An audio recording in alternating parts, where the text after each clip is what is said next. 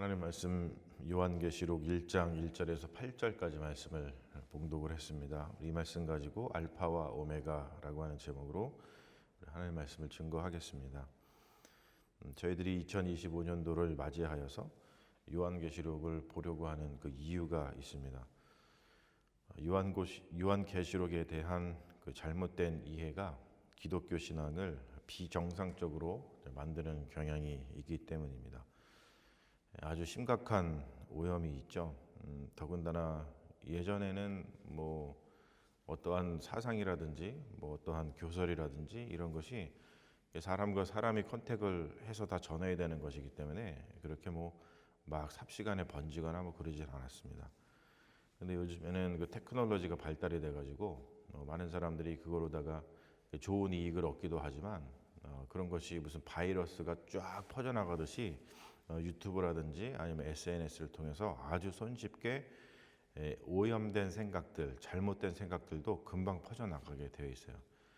이런 시대이다 보니까 그냥 우리가 이런 것들을 대책 없이 또는 아무런 손을 쓰지 않고 그냥 보고만 앉아 있기가 너무나 이제는 힘든 그런 세상이 되었죠. 이 잘못 해석 적용된 것이 무비판적으로 반복 재생산되죠. 그 이유는 뭐냐면은 공부를 안 해서 그래요. 그러니까 어떠한 요한계시록에 대해서 하나의 해석이 있었다. 그러면은 그것이 사실은 굉장히 잘못된 것이겠죠. 그런데 공부를 안 하게 되면은 그냥 그것이 진리인 양 계속 재생되고 반복되고 무비판적으로 사람들에게 전달이 되고 또 이 말씀을 전하는 자도 그거를 비판하지 않고 받아들이고 그리고 그냥 전하니까 이거 맞는가 보다 그렇게 그냥 계속 재생산되고 있다는 것이죠. 그런 아주 심각한 오염에 처해져 있는 것을 저희들이 목도하게 됩니다. 그 요한계시록을 건전하고 건강하게 이해를 하려면 이 요한이 요한계시록을 썼던 방식으로 그것을 해석을 해야 됩니다. 근데 우리가 이제 살펴보겠지만 요한계시록은 비유적으로 표현을 했고 그리고 상징적으로 표현을 했어요. 그러니까 당연히 그 비유가 무엇인지를 잘 해석을 하고 그 상징이 무엇인가를 잘 해석을 해서 그것이 건전하게 지금 우리 시대에 어떠한 말씀을 전해주고 있는 것인지를 잘 파악하는 그런 노력이 필요하겠죠. 그래서 우리가 이 특별히 요한계시록 같은 경우는 계속해서 많은 연구가 필요하고 공부가 필요하고 또 서로 머리를 맞대고 이게 무슨 말씀일까라고 하는 것을 잘 해야 되는 그런 시대입니다. 요한계시록을 읽다 보면은 일단은 첫 번째 인상이 뭐냐면 어렵다예요. 어렵다. 여러분도 읽어보셔서 아시겠지만 이게 도대체 무슨 얘기하는 건가 그런 생각이 드실 겁니다. 그 첫 번째 이유는 뭐냐면 요한계시록이 묵시의 장르이기 때문에 그렇습니다. 묵시. 지금도 이게 레벨레이션 이렇게 얘기하잖아요. 묵시의 장르입니다.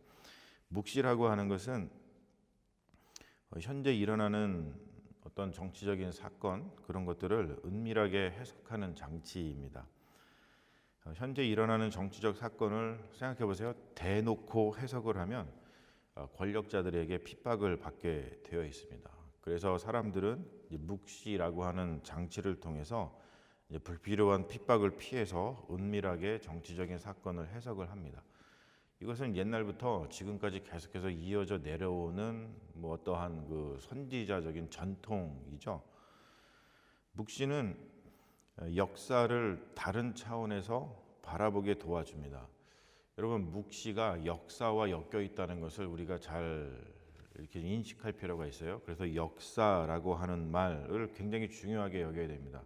특별히 우리 기독교인들은 성경을 다루는 사람들은 역사라고 하는 말을 굉장히 중요하게 여겨야 돼요.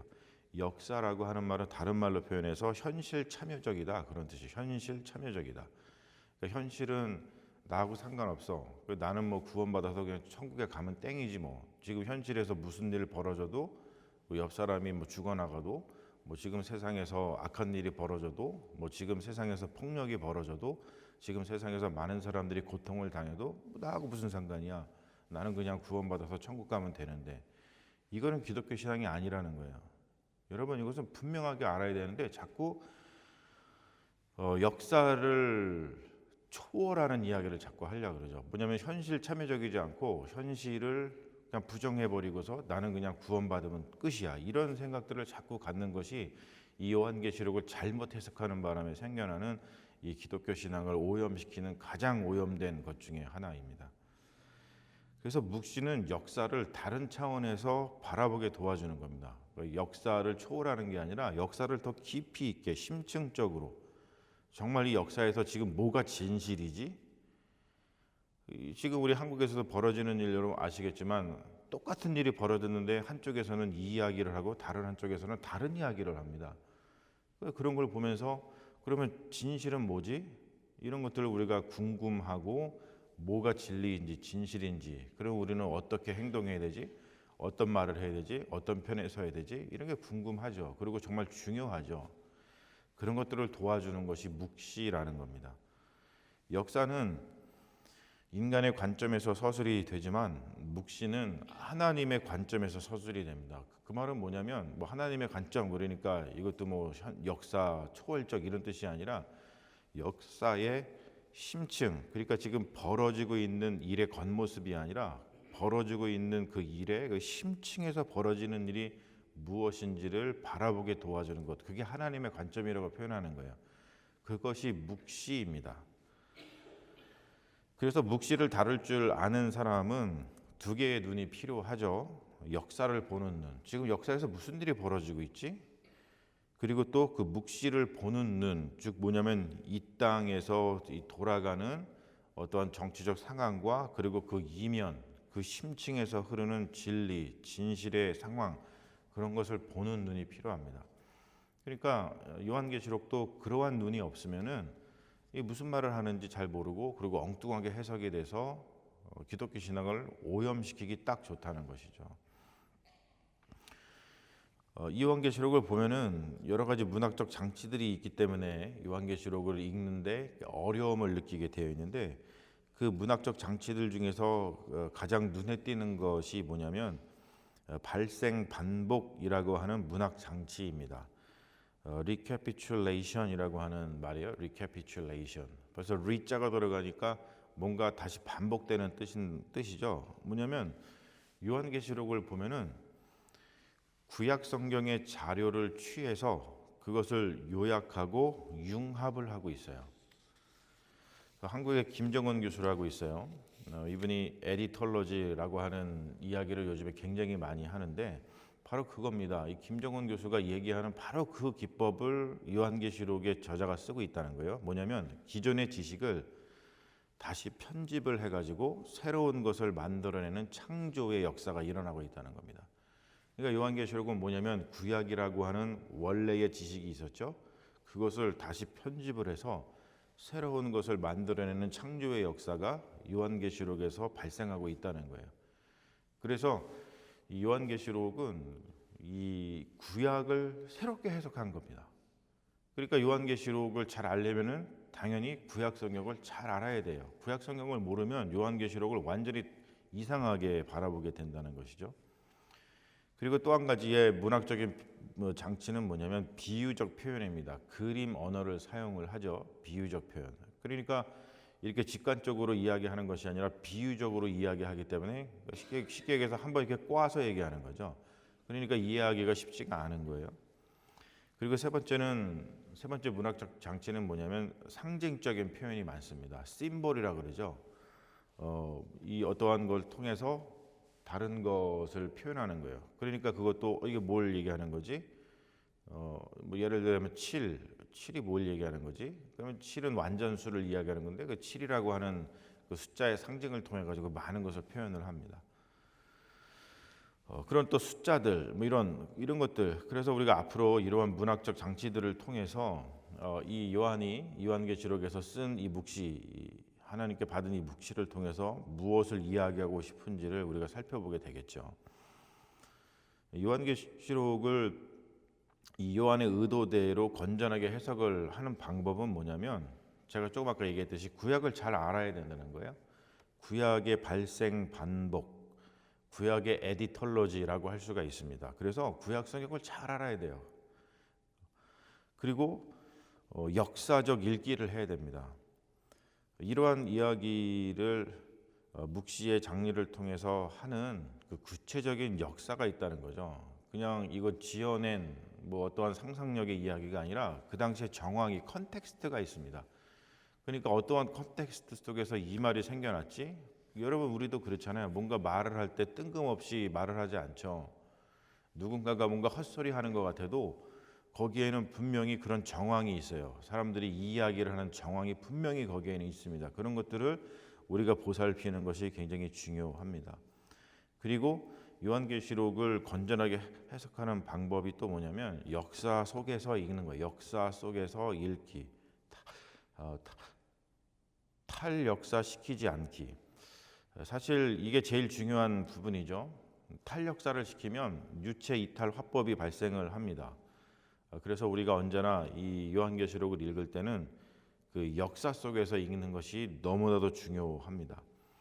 그리고 요한계시록을 건전하게 해석하는 방법이 또 뭐냐면 예수 그리스도의 십자가와 부활 사건 안에서 읽는 거예요. 많은 분들이 요한계시록을 읽으면서 이것은 무슨 탈역사적이고 뭐 종말의 이야기고 뭐 완전히 새로운 거라고 생각을 하는데 그렇지 않습니다. 그냥 복음서하고 그 연장성산에 있다고 생각하시면 돼요. 복음서는 그 복음서의 어떤 방법을 통해서 예수 그리스도를 증언하는 것이고 요한계시록은 묵시라고 하는 방식을 통해서 예수 그리스도를 증언하는 거예요. 그러니까 예수 그리스도의 그 십자가 사건, 예수 그리스도의 삶과 죽음과 부활 이야기, 이것 안에서 읽어야 된다는 거죠. 그리고 특별히 예수 그리스도의 십자가와 부활 사건은 뭡니까? 성육신 사건이잖아요. 여러분 성육신 사건이라는 것은 딴 게 아니라 현실 참여적이라는 거예요. 하나님께서 우리의 현실 속으로 들어오셨다. 우리의 역사 속으로 들어오셨다. 역사 바깥으로 나가신 게 아니라 역사 속으로 들어오셨다는 거예요. 우리의 현실에 참여하신다는 뜻이죠. 그렇기 때문에 예수 그리스도의 십자가와 부활 사건 안에서 읽는다고 하는 것은 현실 참여적으로 이 요한계시록을 읽어야지만 건전하게 읽을 수가 있습니다. 그래서 제가 지금 얘기했듯이 요한계시록은 예수 그리스도에 대한 증언입니다. 다른 말이 아니에요.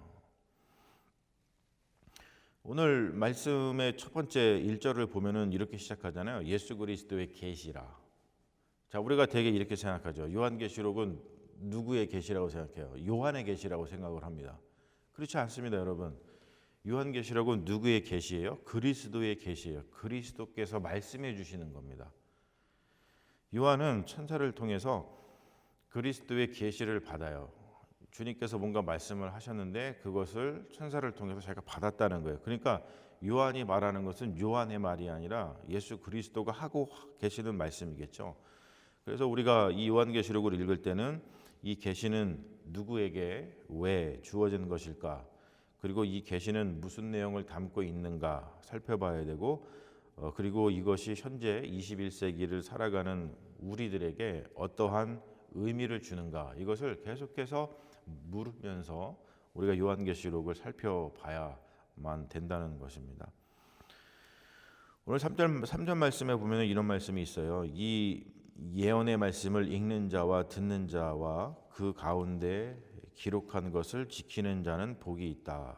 예언의 말씀 그리고 그것을 읽는 자, 듣는 자, 지키는 자 이것을 이야기하고 있는데 읽는 것 중요하고 듣는 것 중요합니다. 일단은 이 계시의 말씀, 예언의 말씀을 우리가 읽고 듣는 거 중요합니다.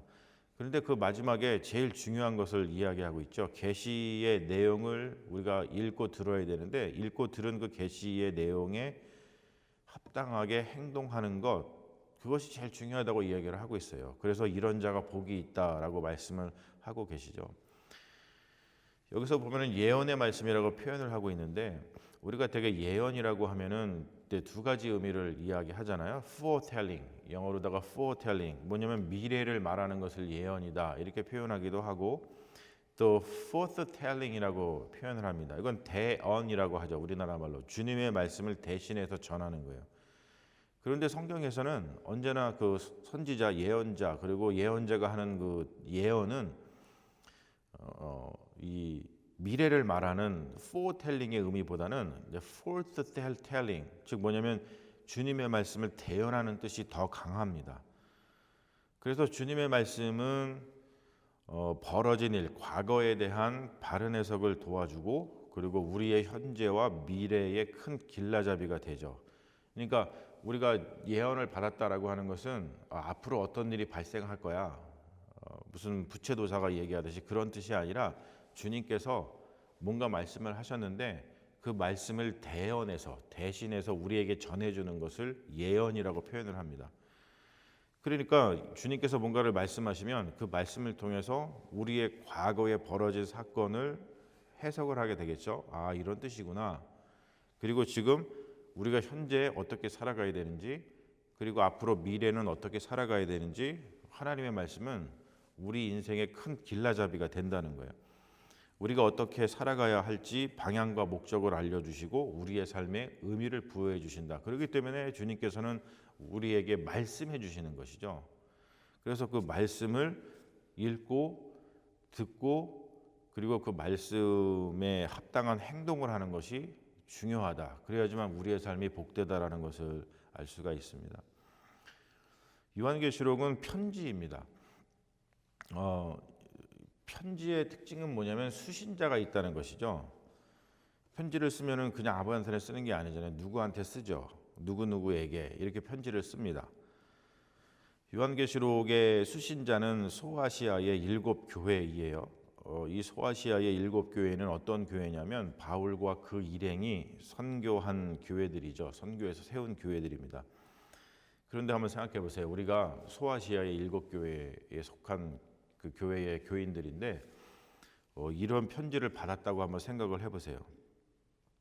이 편지를 받아들고 읽는 독자들은 이 편지를 읽고서 어떤 반응을 여러분 했을까요? 이러한 형식과 내용의 편지를 쓰는 사람도 대단하지만 이것을 받아서 읽고 이것이 무엇을 뜻하는지 깨닫고 그리고 이 편지에서 드러난 주님의 계시, 주님의 뜻, 주님의 말씀대로 합당하게 행동한 이들 또한 대단한 거예요.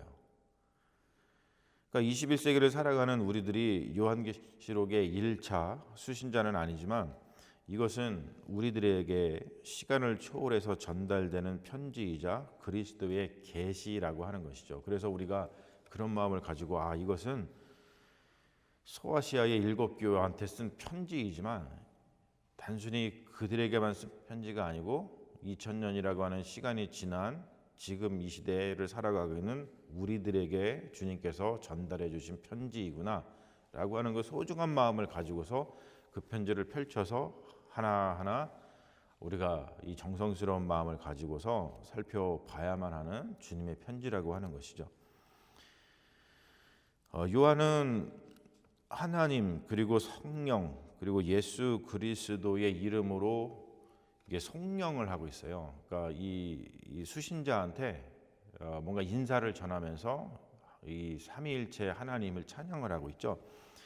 자, 근데 요한계시록에서 보면은 우리가 알고 있듯이 뭐 성부, 성자, 성령 이런 말이 나오지는 않아요. 그것은 나중에 신학자들이 이렇게 발전시켜 가지고 붙인 용어죠. 성부, 성자, 성령 이런 말은. 그런데 이 요한계시록에는 어떻게 표현을 하고 있냐면 하나님을 이렇게 표현을 하죠. 이제도 계시고 전에도 계셨고 장차 오실이라. 하나님은 이런 분이라고 표현을 합니다. 그리고 성령은 뭐라고 표현을 하고 있냐면 그의 보좌, 하나님의 보좌 앞에 있는 7 영, 그것을 성령이라고 표현을 합니다. 자, 여러분 7 영 그러니까 어떤 생각이 들어요? 그냥 직관적으로 영이 7개 있다고 들죠, 그죠? 7마리의 영이 있나? 근데 그게 아니에요, 여러분. 7이라고 하는 수는 성경에서 언제나 뭘 의미하냐면 완전수를 완전. 그러니까 완전한 영이란 뜻이에요. 완전한 영.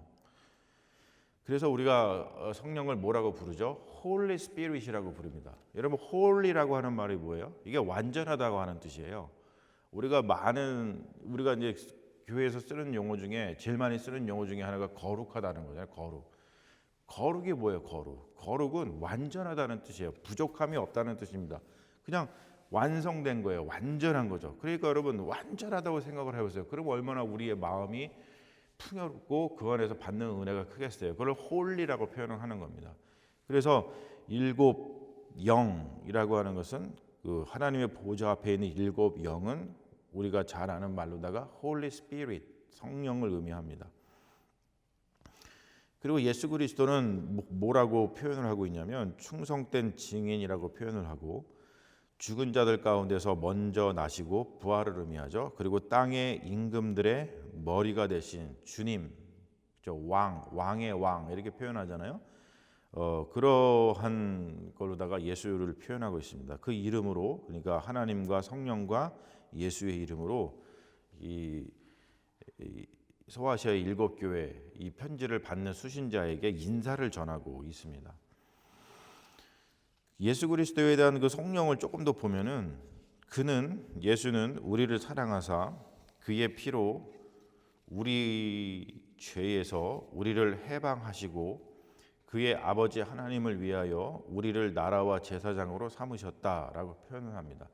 이게 우리가 흔히 얘기하는 기독론이죠. 예수는 누구인가라는 것을 표현하는 거예요. 신학적으로 세 가지가 나오잖아요. 첫 번째는 예수님은 우리를 사랑하시는 분이다.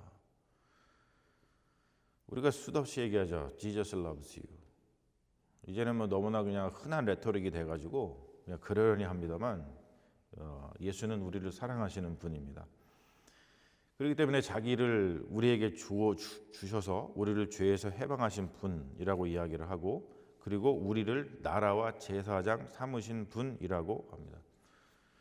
여러분 이게 도대체 뭐죠 이게? 그러면 우리를 사랑하셨고 우리를 죄에서 해방하셨고 우리를 나라와 제사장으로 삼으셨다라고 하는 것의 속뜻은 뭐예요? 속뜻.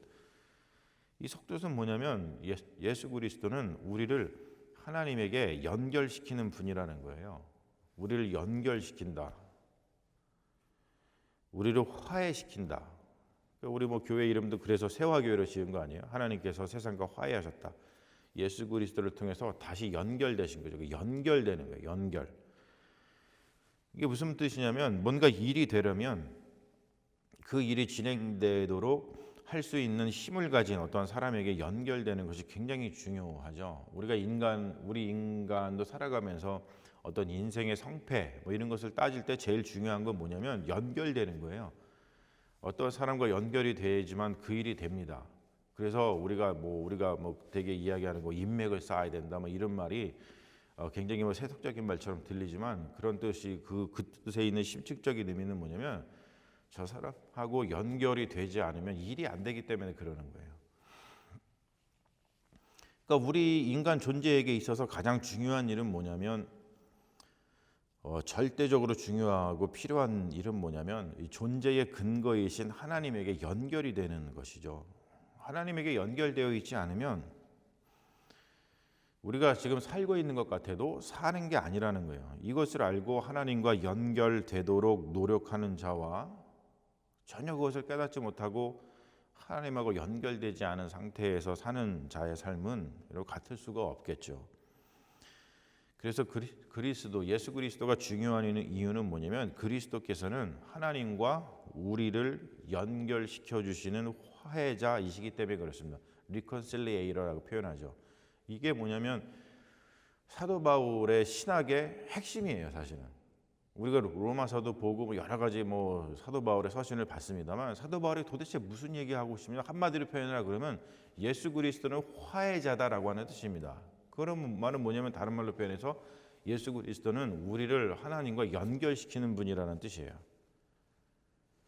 연결 아무나 할 수가 없잖아요. 그렇죠?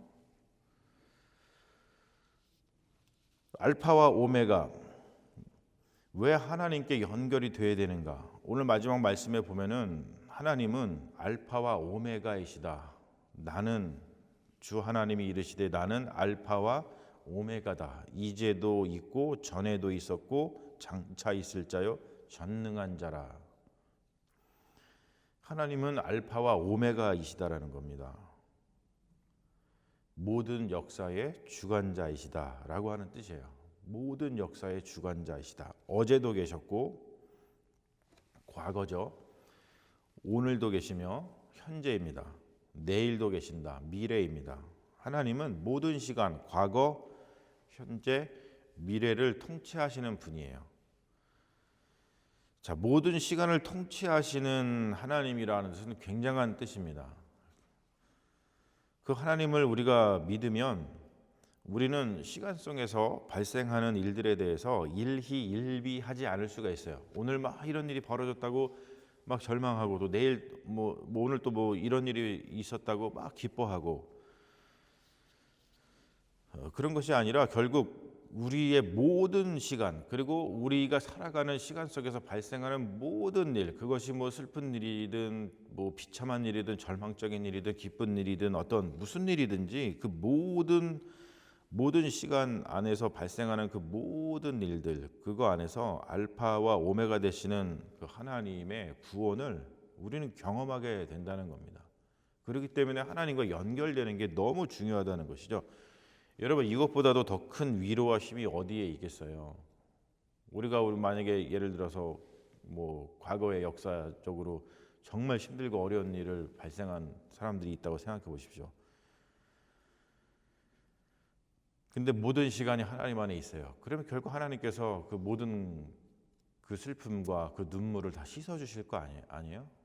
그 우리가 요한계시록 마지막 22장에 가면은 그런 이야기 하잖아요. 그렇기 때문에 이것보다 더 큰 위로와 힘이 있을 수가 없습니다. 모든 시간 안에 계시는 그 하나님, 알파와 오메가 되시는 하나님, 어제도 계시고 오늘도 계시고 내일도 계시는 그 하나님, 그 하나님에게 연결되는 거. 이거만큼 큰 위로와 힘이 없구나라는 것을 우리가 요한계시록을 통해서 다시 한번 깨닫게 됐으면 좋겠습니다. 그래서 요한계시록의 말씀을 통해서 우리의 믿음이 더 굳건해지고 우리의 삶이 더 행복해지며 우리의 미래가 주님 안에서 더 평안해지길 주님의 이름으로 기도합니다. 우리 같이 기도하겠습니다. 아버지 하나님, 2025년도 새해를 우리에게 선물로 주시고, 그리고 새벽기도회를 참여하여서 또 특별히 요한계시록의 말씀을 우리가 나눌 수 있도록 은혜 내려 주셔서 감사합니다. 주님, 우리가 가만히 있을 수 없는 그런 시대입니다. 진리가 무엇인지, 그리고 우리 주 하나님께서 우리에게 주시는 이 말씀이 무슨 의미를 지니는지를 우리가 더 열심히 배우고 또 열심히 전도하는 그런 그리스도인들이 되기를 원합니다.